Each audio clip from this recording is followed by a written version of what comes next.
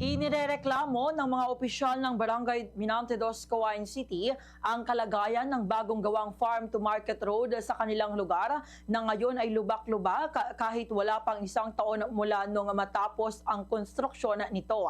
Sa panayam ng Bombo Radyo Caguain kay punong barangay sa Turnino Aggarao Jr. ng Barangay Minante Dos, sinabi niya na noong nakaraang taon lamang ang ginawa na turang daan, subalit agad na nasira marahil ay dahil umano sa hindi maayos na pagkagawa. Anya, tinatayang nasa 8 hanggang 9 na buwan pa lamang ang nasabing kalsada, ngunit kapansin-pansin na ang ilang bitaka at lubak-lubak na bahagi nito.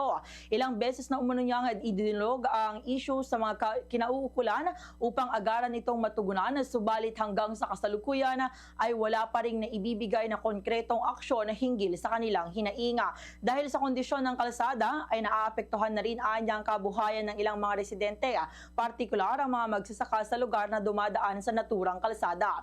Ayon sa punong barangay, dati ay nagagamit pa ng mga magsasaka ang kalsada na pagbilaran ng kanilang palay, subalit sa kasalukuyan na kondisyon nito ay hindi na umano ito magamit sa pagbibilada.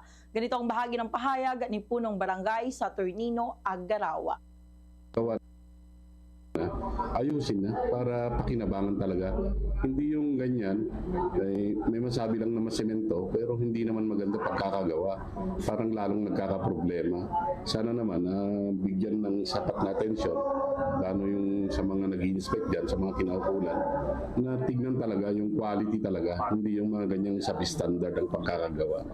Para po pakinabangan talaga natin ng mga tao na gagamit. Sa Radyo Bombo!